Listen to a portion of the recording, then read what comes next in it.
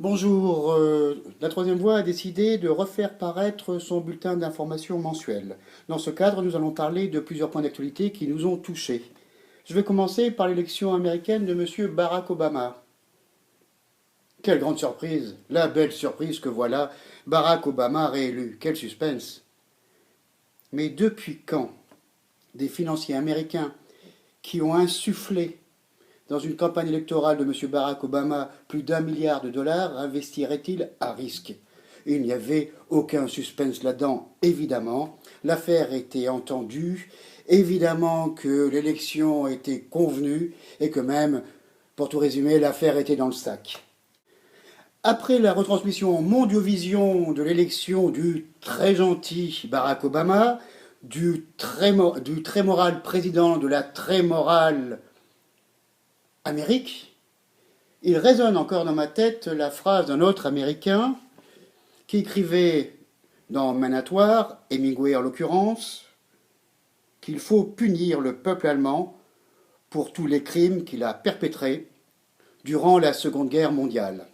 Ce beau raisonnement qui a traîné devant Nuremberg des centaines d'Allemands, je vous jure qu'il serait urgent de traîner Barack Obama devant le grand tribunal de l'histoire pour crimes contre l'humanité. Et ce ne sera ni sa couleur de peau, ni l'enfer pavé de bonnes intentions qui est son gouvernement depuis plus de 4 ans qui pourront le sauver.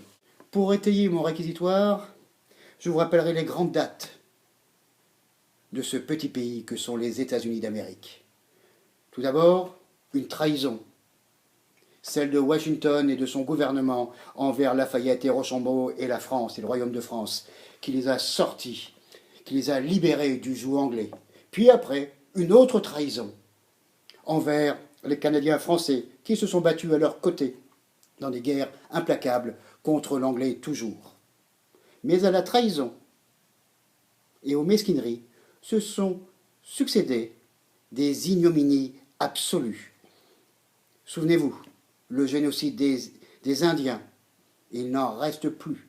Un génocide systématique, implacable lui aussi.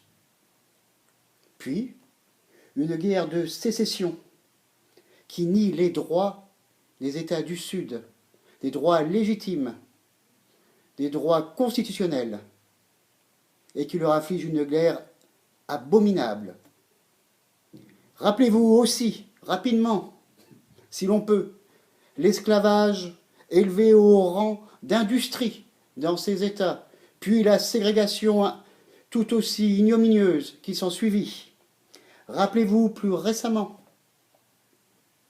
ce qui s'est passé, l'événement, la tragédie du Lusitania en 17, où le gouvernement américain a sciemment dirigé un bateau rempli d'innocents dans une zone de guerre pour qu'il puisse être torpillé et créer ainsi un casus belli.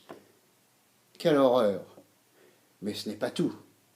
Ils ont continué, évidemment à Pearl Harbor, où là encore le traquenard a fait tomber les Japonais. Ces pauvres Japonais qui ont subi, souvenez-vous, 2 bombes atomiques, Hiroshima et Nagasaki, dont le seul objectif était d'impressionner Staline. Et oui, parce que le gouvernement japonais et l'empereur Hirohito avaient demandé la paix depuis longtemps. Et les États-Unis l'avaient refusé pour pouvoir montrer à Staline de quelle puissance il pouvait disposer. Quel crime contre l'humanité encore. Mais ce n'est pas tout. Et c'est moins connu. Dans les camps de prisonniers américains, grand nombre de prisonniers allemands se sont fait stériliser pour les empêcher de se reproduire et de reproduire ainsi une guerre, la Seconde Guerre mondiale.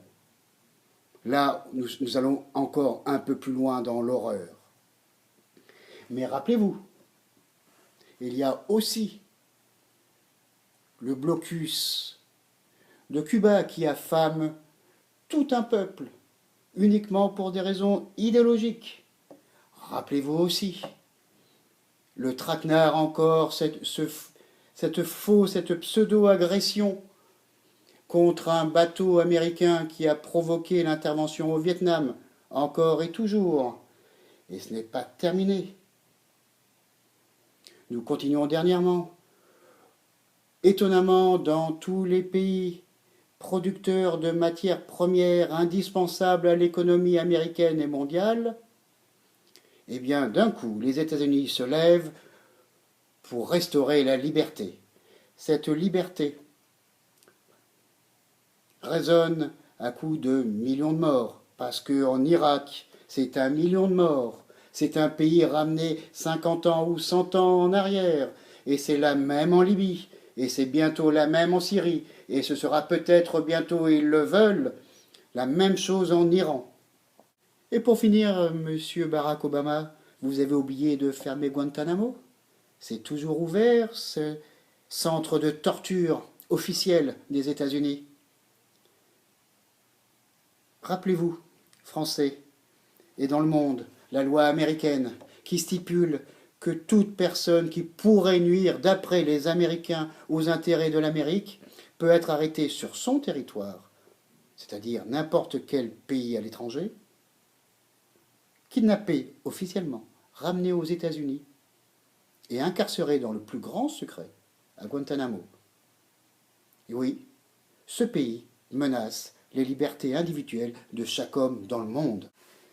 Décidément, je n'espère qu'une chose de ces élections américaines, c'est que ce président d'assassin réponde des crimes en série contre l'humanité perpétrés par sa nation depuis sa naissance.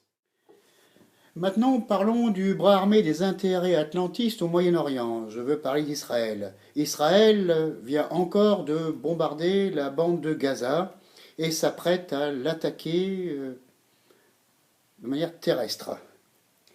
Quel message de paix peut envoyer aux Palestiniens et au monde un pays qui rompt une trêve officielle, agresse une terre exsangue et sans armée? À coup sûr, ce n'est pas un message de paix. Qui sème le vent récolte la tempête depuis plus de 60 ans. Et c'est bien triste, et c'est bien un malheur pour ces deux peuples. En parlant de malheur, nous allons entamer la partie française, nous allons parler de la France.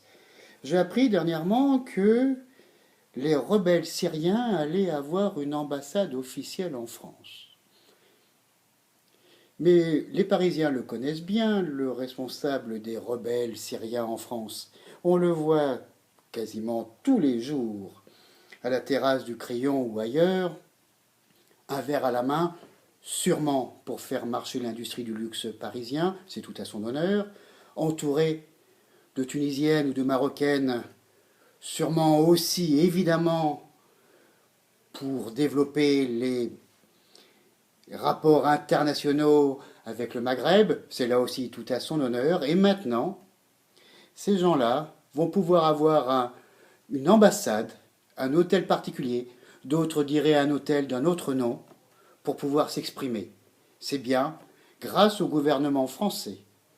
Les mafieux ont pignon sur rue. Un autre point tout aussi infamant pour la France. Récemment, une responsable autonomiste basque, française, s'est fait arrêter en France et aussitôt redirigée vers l'Espagne. Il est inadmissible, quelle que soit la pensée et les actes de cette personne, qui d'ailleurs n'a rien fait d'autre que d'apprécier et d'aimer son peuple, puisse être extradée dans un pays étranger. Elle est française, c'est intolérable. Cela prouve bien que être français, ce n'a plus aucune importance pour notre gouvernement. Après tous ces crimes, ces trahisons, ces mensonges, ces horreurs et ces ignominies, je vais essayer de terminer sur une note un petit peu plus positive. Troisième Voie, le mouvement solidariste vient de sortir sa doctrine. Elle est, nous en sommes sûrs, une des réponses au mondialisme, à la tyrannie de l'argent, au mensonge et à l'ignominie ambiante. Je vous conseille donc de la parcourir. Bonsoir et au mois prochain. La troisième voie est en marche.